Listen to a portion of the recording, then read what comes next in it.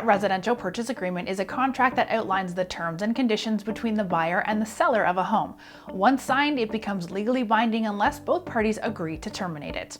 In this video, we'll cover how a residential purchase agreement works, legal requirements in Florida, whether a buyer or seller can back out of a purchase agreement, and what you should include in your residential purchase agreement.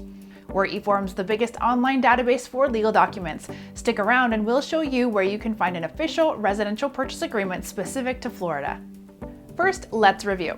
How does a residential purchase agreement exactly work? A residential purchase agreement states all of the important terms of the transaction, such as the purchase price, down payment, closing date, and more. It can also list contingencies that would terminate the agreement if a certain condition is not met. It may take some negotiation between the buyer and the seller to reach an agreement on all of the aspects of the contract. Once an agreement is met, both the buyer and the seller sign the document, making it legally bound. Now let's go over the legal requirements in Florida. In Florida, the seller is legally required to disclose any information that affects the value or desirability of a property that the buyer may or may not know about. This includes facts regarding material defects, environmental conditions, zoning restrictions, association membership, radioactive gas exposure, and property tax. In addition, under federal law, the seller must disclose the property's history of lead-based paint exposure if it was built before 1978.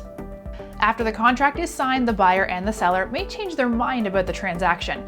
Can a buyer or seller back out of a purchase agreement? The answer is yes. The best way to do this is to put in place some contingencies that must be met, or either party has the right to back out of the agreement. This can range from property inspections to securing financing. In addition, there are several contractual and common law grounds that allow it in Florida. There is a title defect that cannot be cured. Sometimes the seller is unable to successfully transfer the title due to a complication, such as not being able to locate an heir or a previous owner. In such case, the buyer has the right to terminate the deal. The seller did not disclose critical facts about the property that affect its true value. This qualifies as fraud in Florida, and in this case, the buyer can file a lawsuit to terminate the agreement. So what exactly should you include in your residential purchase agreement to better your chances of getting accepted by the seller? Include a mortgage pre-approval letter. A mortgage pre-approval letter is a document from the bank estimating how much it is willing to lend to the buyer based on their credit history, income, debts, and assets. This helps the seller determine whether the buyer is financially credible. Offer an earnest money deposit. An earnest money deposit is a percentage of the offer and provided to the seller as a show of good faith. It is written into the residential purchase agreement and typically delivered when the agreement is signed. Use an addendum to modify or add to the agreement. An addendum is often included with a residential purchase agreement to add to or amend any terms and conditions.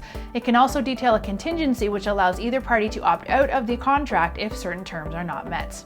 If you're in need of an official Florida residential purchase agreement, you can get one by clicking the link right here.